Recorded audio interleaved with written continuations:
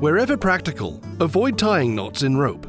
Knots, bends, and hitches reduce rope strength considerably. For lifting and lowering tools or light material, however, knots may be more practical than other rigging methods. Before we learn about various knots, we need to identify the different parts of a piece of rope. In simple terms, rope has 3 parts. The end is where you tie the knot, the standing part is inactive, and the bight is in between.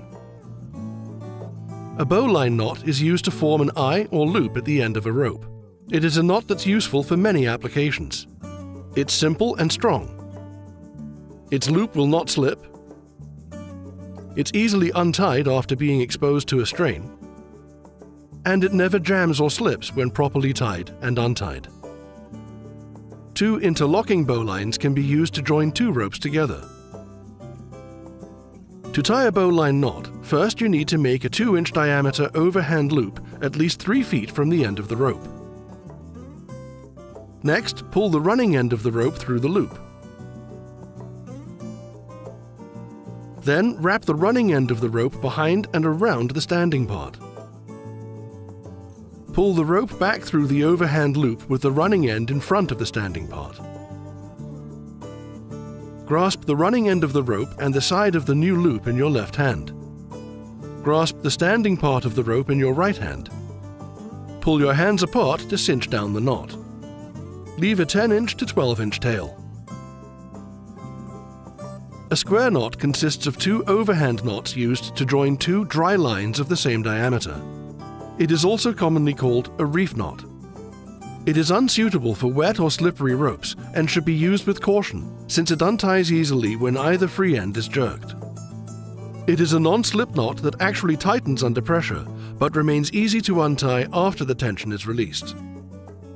To demonstrate tying this knot, we'll identify the 2 pieces of rope as rope A and rope B. The first step is to take the end of rope A in your left hand and rope B in your right hand. Next, place rope B over rope A and make a turn around rope A. Turn ropes A and B back on themselves and loop rope B over rope A. The ropes should now look like 2 intertwined bights. Grasp the ends and standing parts and pull the ropes in opposite directions until the knot tightens. Clove hitches are used to secure ropes to pipes, truck railings, or other anchor points at the end of a rope.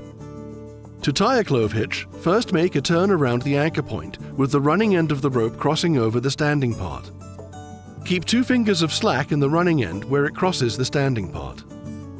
Make another turn around the anchor point with the running end of the rope under the standing part of the previous turn.